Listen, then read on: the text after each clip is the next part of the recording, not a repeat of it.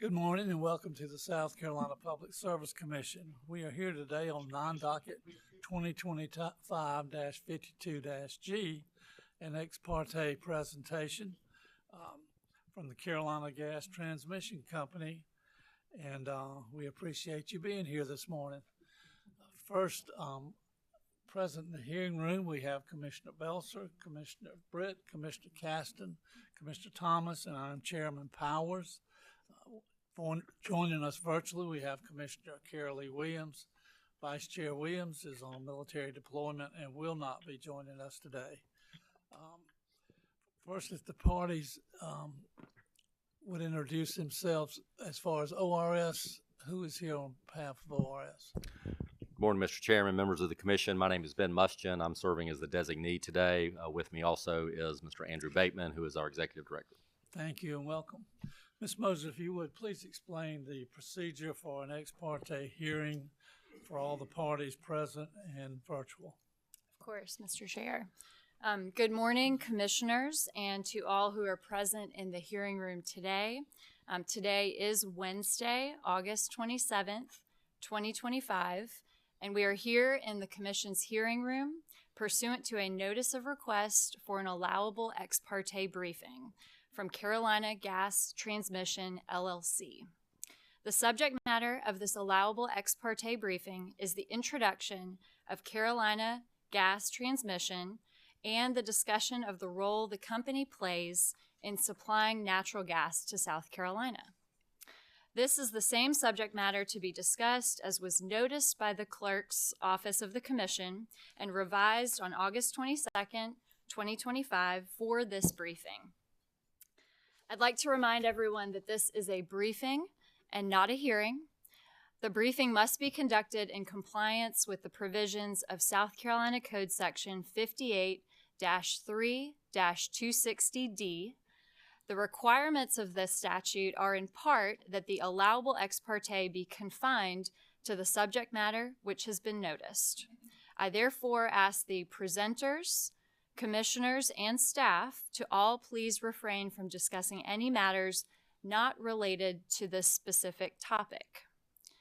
The statute prohibits any presenter, commissioners, or commission staff from requesting or giving any commitment, predetermination, or prediction regarding any action by any commissioner as to any ultimate or penultimate issue which either is or is likely to come before the commission. I would also ask that the presenters, commissioners, and staff refrain from referencing any report, article, statute, or documents of any kind that are not included in today's presentation. A copy of any document which is referenced during the presentation or briefing must be provided to the Office of Regulatory Staff for inclusion in the record, and it is the same record that would be certified by the Chief Clerk of the Commission, Ms. Jocelyn Boyd. If anyone during the course of this briefing exceeds the scope of the briefing or does not comply with or fails to conduct themselves within the provisions of South Carolina Code Section 58-3-260, it is expected that a contemporaneous objection must be made. And finally, everyone in attendance today, in person in the hearing room, must sign or register when you entered. If you did not, please do so before exiting. In addition to signing in, everyone in the room should have been handed a form at the door to read and sign before exiting today. It is required by South Carolina state law for each person in attendance to certify that the requirements contained in South Carolina Code Section 58-3-260D have been complied with at this presentation. It means that no one has deviated from the topic of discussion noticed for this allowable ex parte briefing or violated state law for such a briefing to the Commission. I thank you all for your time and your attention.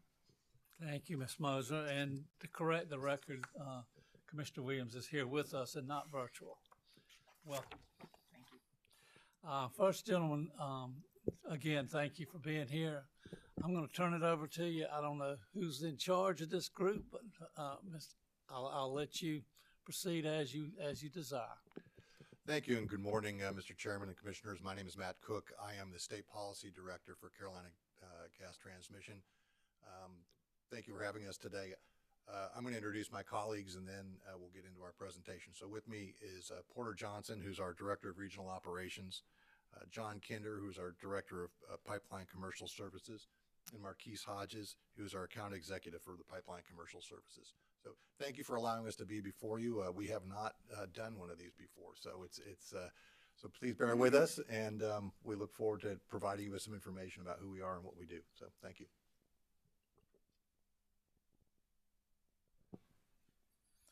Again, to echo the comments from my colleague Matt Cook, thank you for allowing us to be here this morning. I'd like to reintroduce myself. I'm Porter Johnson, Director of Carolina Gas Transmission.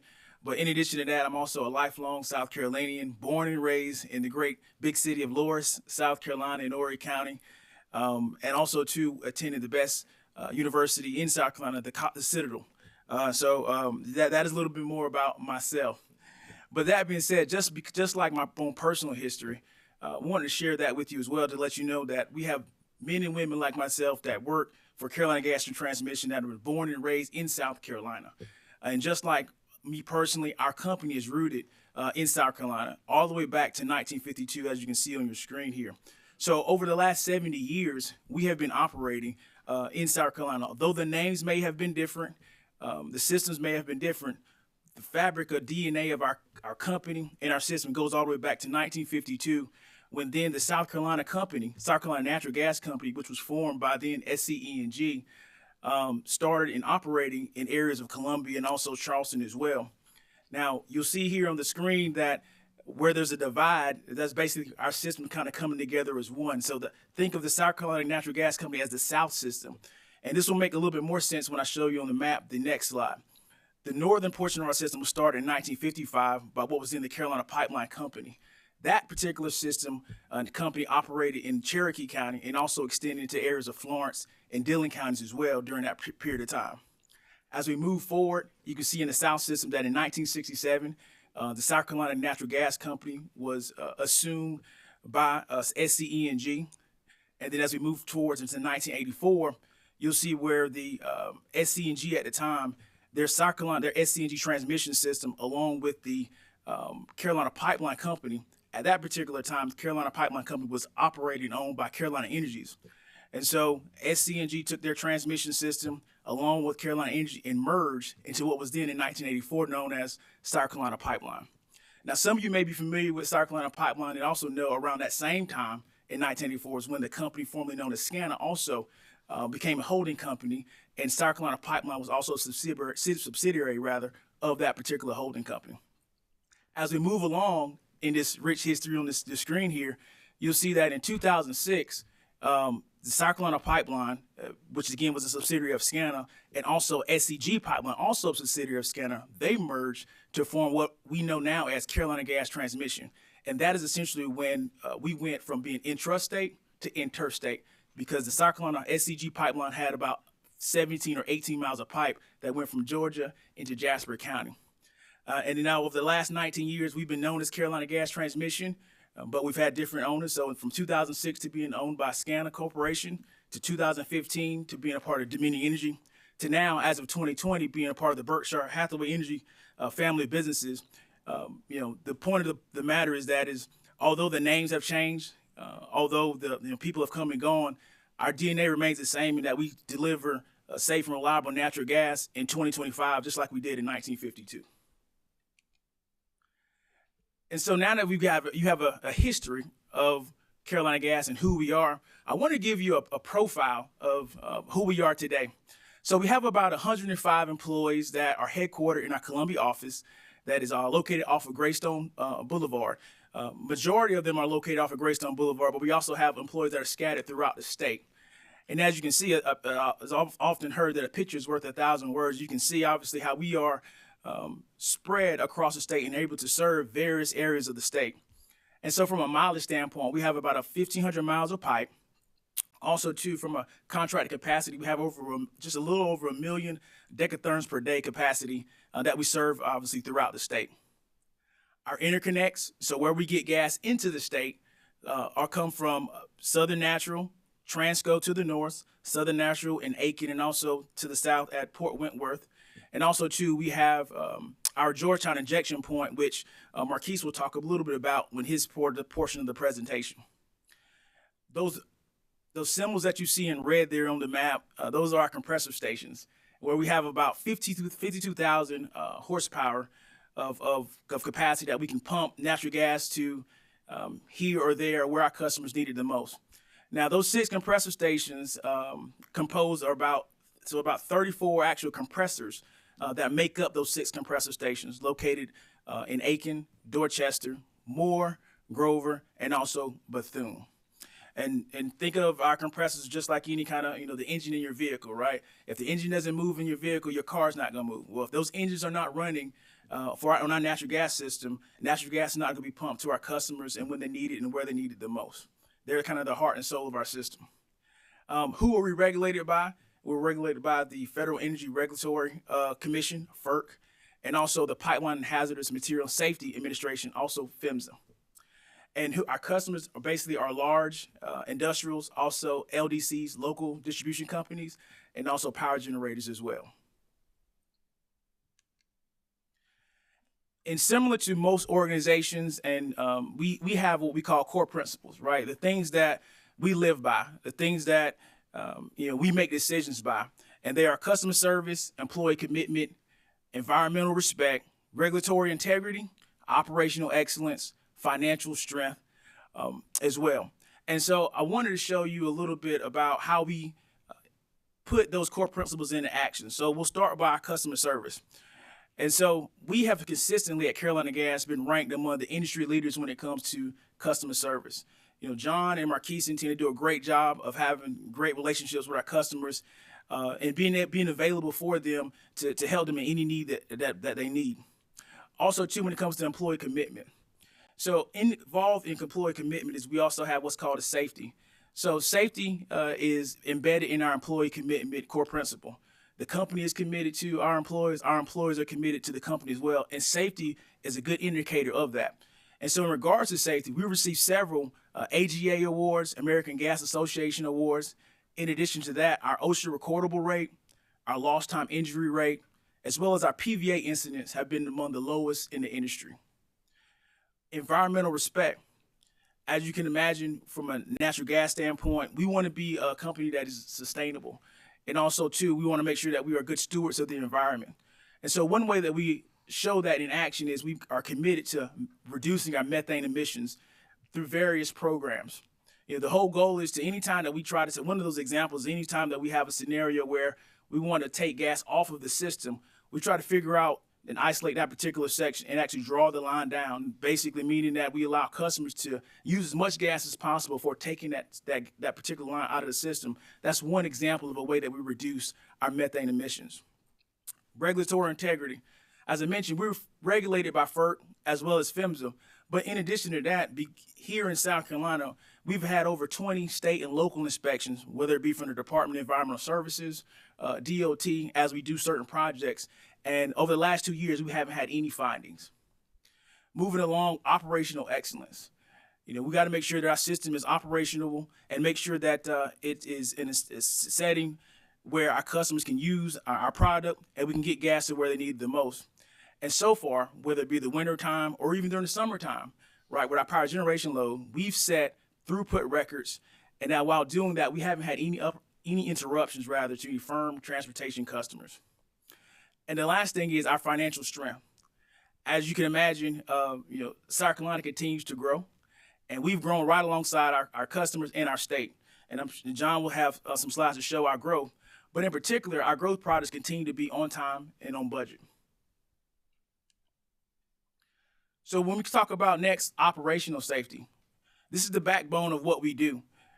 Everything else that my colleagues are going to talk about, whether it be our growth, the growth of the state, what our customer profile, the backbone of serving those customers is operational safety. And so at our Greystone facility that I've mentioned as headquartered in Columbia, South Carolina off Greystone Boulevard, we have our main gas control. It's in Columbia. We have over 8 gas controllers that work various rotating shifts that maintain that and look at the operation of the system 24/7. Rain, sleet, hail, or snow. We have a gas control that particular facility is manned, and they can monitor and operate the system as needed. However, in a scenario where there is an issue with that particular gas control facility, our backup gas control is also in South Carolina. It's at Edgemoor, about an hour and a half away from Greystone Boulevard. It's fully operational. If we ever have a scenario where, again, the main gas control facility is unavailable, that individual gas controller can go to our backup gas control and continue to operate and monitor the system as needed. So in addition to our gas controller, we also strategically have operational employees scattered throughout the state to be able to respond to any kind of incident in that particular area or any kind of issue that our customers need. So when it comes to our right-of-ways, so one of the things that we maintain right-of-ways.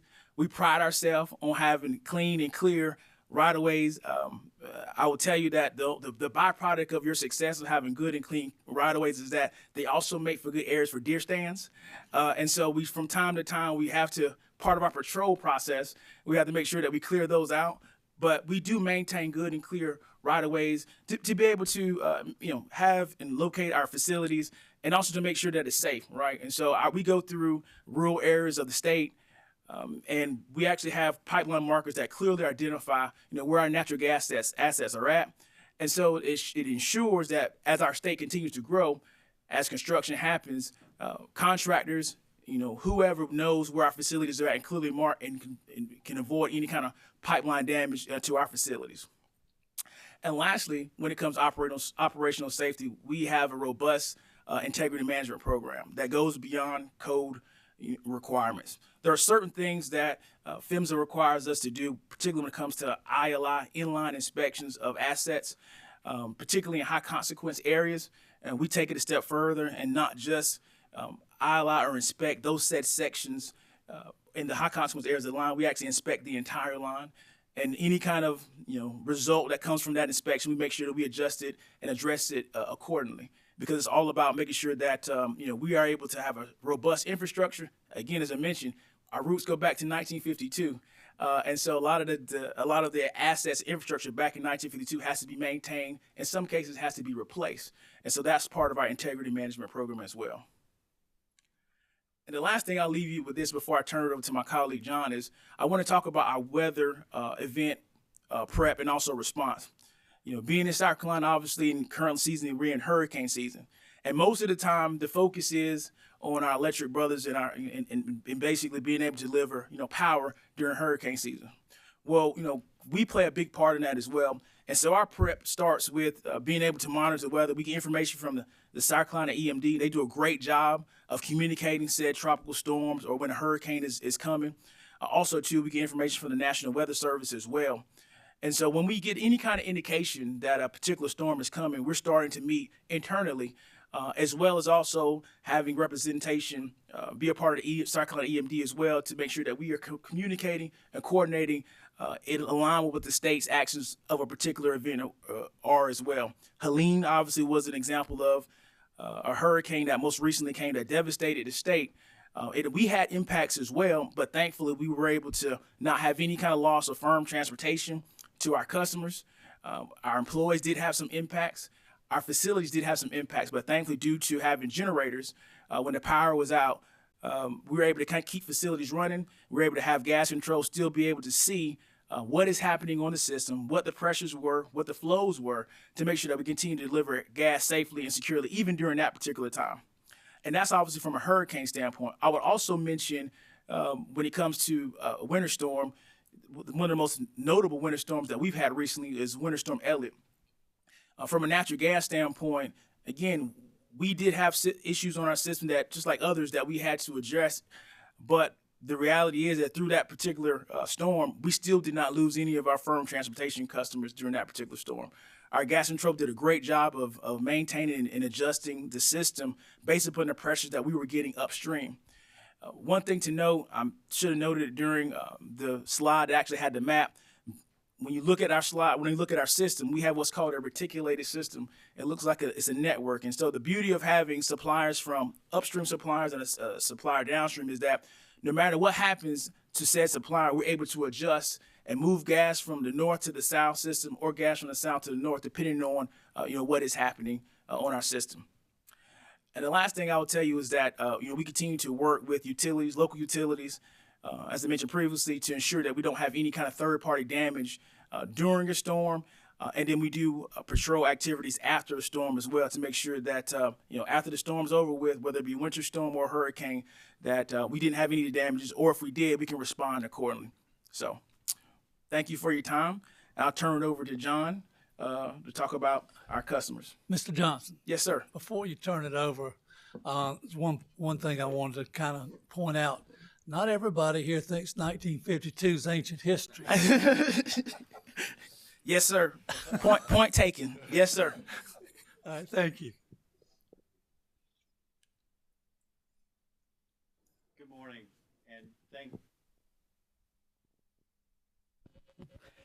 Good morning, and thank you for allowing us to be here today. My name is John Kinder. I am the Director of Pipeline Commercial Services for CGT, and I want to spend a few minutes talking about our customers, our capacity, and our growth. As you look at the slide that we've got up here, these are some of the customers who rely on CGT to deliver natural gas reliably, safely, and responsibly. We want them to find value in our services and to receive outstanding support from our team. You may recognize some of these logos from companies in your district. We serve them all.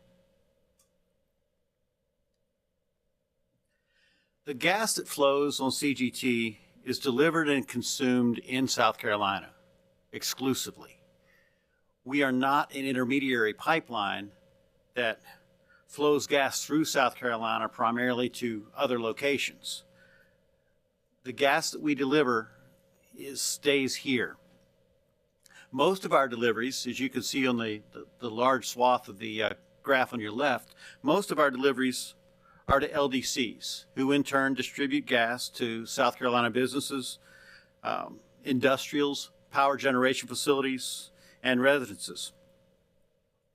In addition to the LDC deliveries that we make, a quarter of CGT's deliveries directly serve power generation facilities, which meets the growing electricity needs of our state. So some of what goes to the LDCs will eventually end up with power generation facilities, and some we deliver directly to those power generation. The third piece of that pie, the industrials, these are end-use customers around the state that consume the gas that we supply to produce various products around South Carolina that are, eventually distributed all over the world. The breakout pie chart will show you what some of those industries are. There's a variety of various industries that are all based here in South Carolina that are served by our pipeline.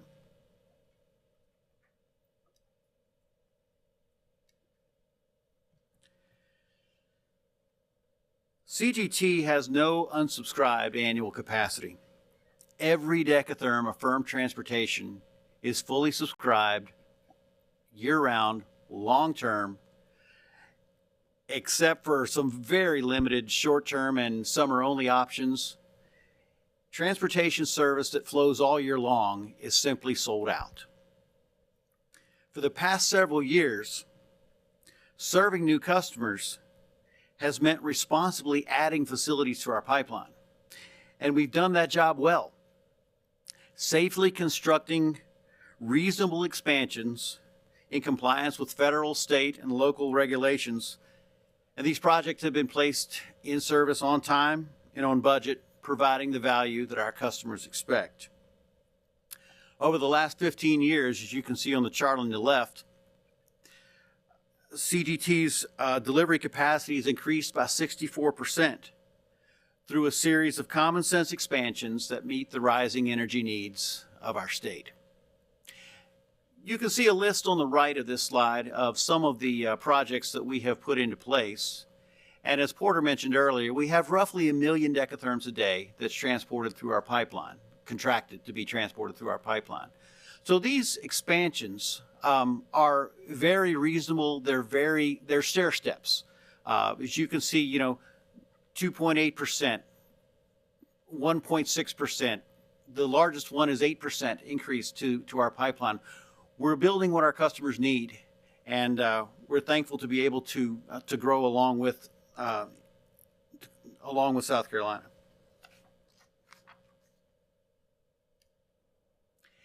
It's no secret that South Carolina continues to grow. We're seeing billions of dollars invested all over our state. And with that economic investment comes emerging energy demand. And CGT is well positioned to meet that challenge.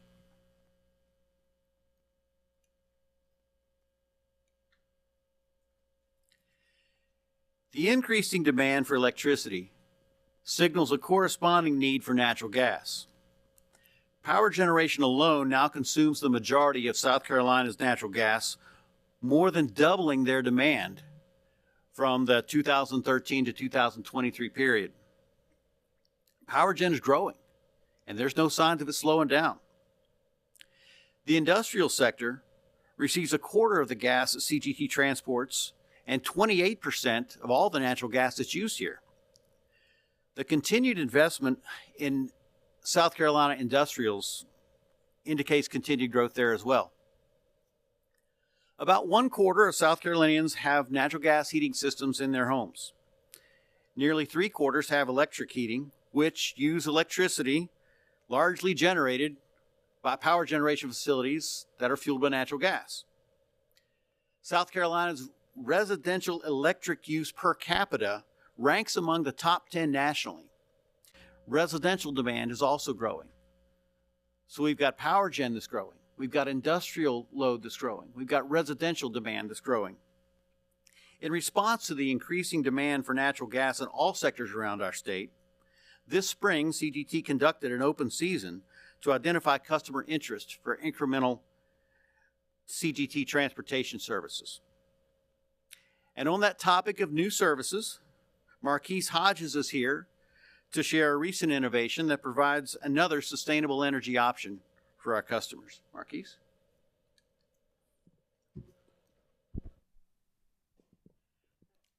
Thanks, John. Thank you, commissioners, for having us here. And I just have to start out by saying, I am also born and bred here in South Carolina. I'm from Darlington, South Carolina, the pearl of the PD, and a proud resident of South Carolina. And it's funny enough, I went to the greatest college in the state of South Carolina too, but it's called South Carolina State University. So, I guess me and Porter are going to have a debate about that afterwards, right? But as John mentioned, we've seen a increased demand for natural gas throughout the state over the past decade. And one of the ways that we've looked into trying to help meet that demand is through renewable natural gas. And we think renewable natural gas is a very innovative solution and a sustainable product that we can offer to the people of South Carolina and the industries in the state. So renewable natural gas, let's talk about that for a minute. So that renewable natural gas is gas derived from primarily from organic sources. And that includes throughout the state of South Carolina, primarily is agricultural waste, wastewater facilities, landfill facilities, dairy, and other farm type facilities that that you would livestock operations is what I'm trying to say. Different livestock operations, and also there's some that arrive. We get some from wood pulp and paper manufacturers as well. And the renewable natural gas is methane, and they're byproducts of those facilities. And so what we decided to do is we commissioned a facility down near Georgetown, South Carolina, to be able to receive renewable natural gas. And that, in turn, incentivized some of these industries around the state to capture those methane emissions. Instead of allowing those emissions to be emitted to the atmosphere, they put in place production facilities to be able to capture that methane, compress that gas, And then through our Georgetown injection point, they're able to inject that gas into our pipeline system. And the great thing about that is that gas is a renewable natural gas, or RNG as we call it, is the only source of natural gas that's actually produced in South Carolina. So that gas is actually produced here. We allow it to be injected into our system, and it's actually used here in South Carolina. So we think that's a great story. The other thing about the RNG facility of note is that since 2022, we've been able to inject over 1.2 BCF of RNG into our system, and we think that that trend will continue into the future. Through conversations that we've had with different economic development organizations throughout the state, and as well as existing and new customers, there's a desire to have a sustainability option when it comes to their fuels. And through that, we've seen a lot of demand for RNG, and we think that's going to continue into the future. Lastly, I'm going to turn it over back to Matt, and Matt's going to share some great stories about what we do in the community. So I just wanted to take an opportunity to also speak to the role that we take seriously within our company of our corporate commitment to our communities. CGT has a long history of supporting programs throughout the state, various charities and organizations. We've donated tens of thousands of dollars over the years to a variety of different organizations, and everything from scholarships for students in need to foster care programs to healthcare programs to first responders and fire departments, is just to give you a few examples. But we also provide opportunities for to organize and provide our employees with volunteer opportunities that are coordinated and organized by our company. We also give our employees paid volunteer leave, and also match dollars for their donations to their local and charities of their choices. And with that, just wanted to make that point that we're committed to the community. We take our corporate responsibility very seriously, and these are the communities where our employees live and work, and we like to support our neighbors and institutions that make our state great. So I thought that was worth bringing up and mentioning. So lastly, in closing, CGT has been supplying natural gas to South Carolina for more than 70 years. Our employees are South Carolina residents who live in the communities we serve. Our services are safe, reliable, affordable, and environmentally sustainable, and we deliver directly to end users in South Carolina, keeping the gas here in South Carolina and not passing it through. Our pipeline has grown along with South Carolina, and our network and our system is flexible and expandable, and we believe we're well positioned to meet energy demand, which fuels South Carolina's economic growth, as well as its population growth going forward. So with that, I just wanted to thank you on behalf of all of us, and we're happy to answer any questions. Thank you very much. Let me add, I'm a PD boy too. I grew up in Clio on Highway 9, just up the road from you, Mr. Johnson. And Mr. Britt grew up in Dillon County. So we welcome anybody from the PD and very proud of the success you obviously have achieved with this company. Any commissioner questions? Chair Powers. Mr. Caston. This is really just my edification, if you can answer. You're talking about the compression stations and that type of thing, and I'm pretty sure there's one there off of 221 there in Moore, Spartanburg County. Used to go by that one a lot. 290. 290, yeah. As you just before 221. Yeah, right there. And you talked about backup generation, and I was curious. For your standby generation, if you use natural gas for that, or do you use diesel, or do you know? And that's just because I'm just curious. Yes, sir. So for our backup generators at our compression facilities, we use natural gas. Okay. Well, I thought maybe, but I wasn't sure. And when I think about the compression stations and the lines you have, some are HDPE or steel or whatever. What's the range of pressures that those compression stations use? Do you know? So just to clarify, our system is an all steel system. So we don't have any high density polyethylene plastic in our system. We have pipelines that can have an MEOP up to 1480, which is the highest of an ANSI class 600 rating. We can have it pressures up to that amount. It all depends on what we get from our suppliers as well. Well, you actually answered the first part of the question. Like, I didn't see how you could have, HDP or whatever high pressures, but that's all I really want to know. Thank you very much for the information. I don't have a question. I just want to say, Mr. Hodges and Mr. Johnson, your universities and colleges that you're so proud of. I'm proud of mine too, Wofford, and Silver used to beat us, pretty badly, but we've come back in the late years. And but it's good. I noticed Mr. Kinder and Mr. Coach didn't talk about their university, so they're not as proud as we are, right? And as the chairman said, I grew up in Dillon County, moved to the big city of Florence, third grade, and I went north to Wofford. That's where I ended up. But I played a lot of baseball and softball over in Darlington at Black Creek Baptist Church. I was recruited during my summers to play softball for one of the churches there. But I appreciate you all coming and making a presentation. It helps me learn what you're doing. I've only been on the commission 14 weeks now, and I spent, past 35 years chairing economic development in Spartanburg County as a county councilman.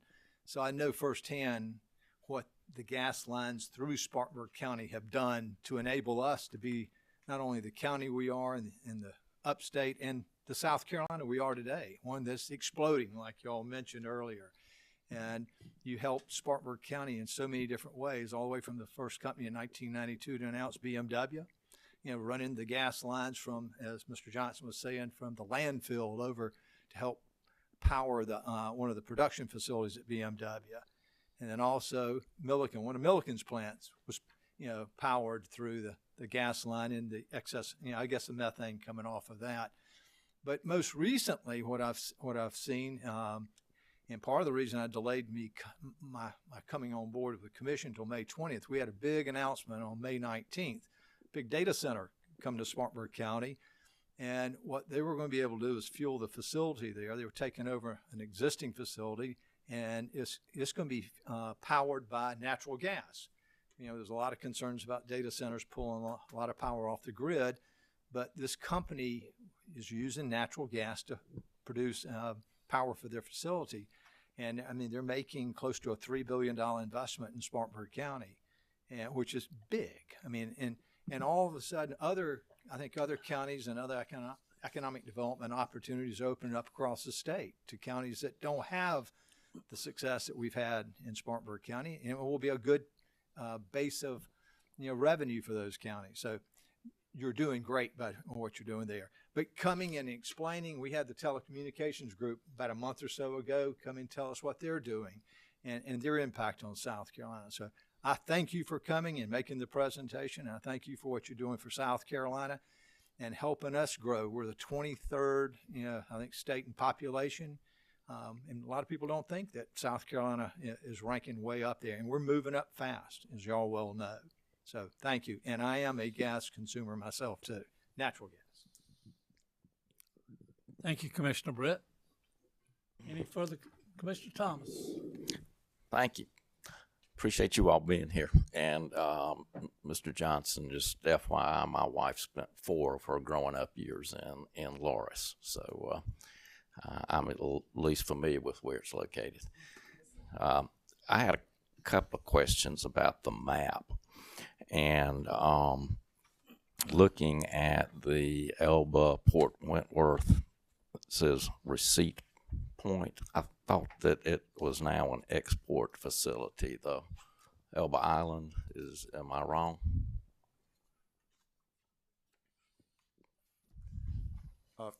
Yes, Commissioner, they do export natural gas out of that facility, but there are gas lines that run down from several different interstate pipeline companies towards that facility, and we are still able to pull gas from those pipelines. So okay. Yeah, originally it was an import facility, And years ago, it was converted into an export facility. That's correct. Okay. Yeah, I visited that facility many years ago, and it was still an export facility at that point. In the Georgetown area, you got the renewable natural gas and compressed natural gas and injection points. So where does the compressed natural gas come from that's injected there?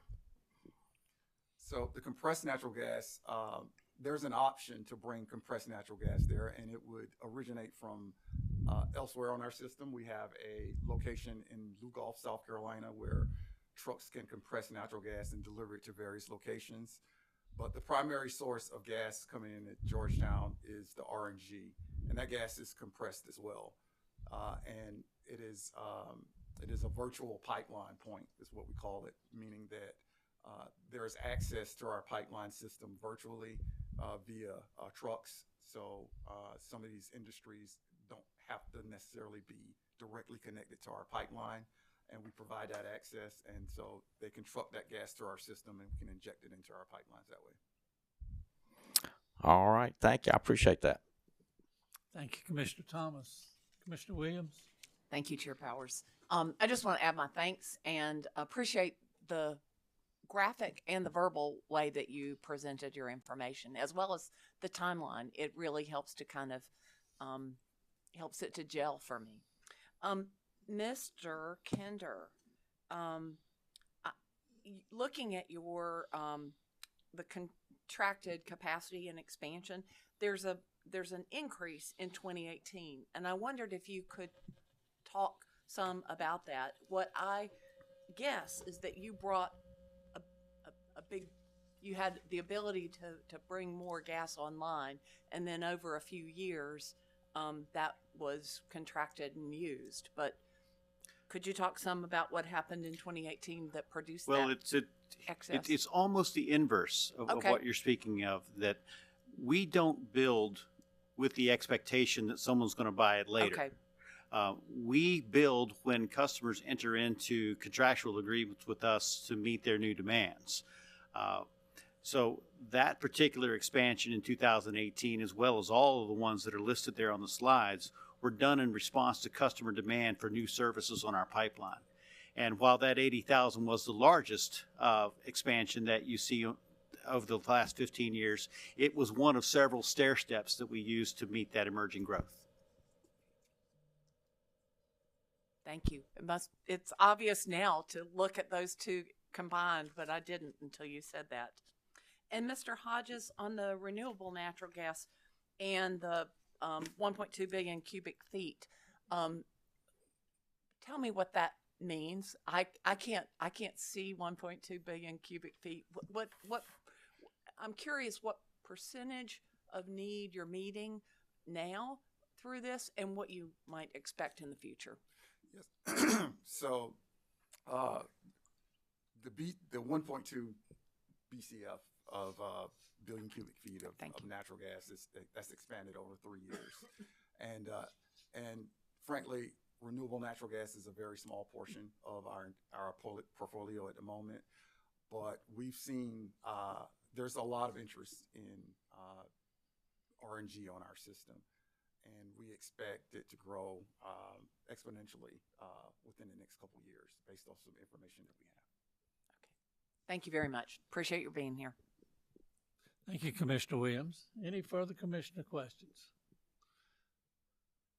That's it. It's been a great presentation. We certainly appreciate your time and trouble in putting this together and bringing it to us. And hope you have a good day and a good weekend. We are adjourned.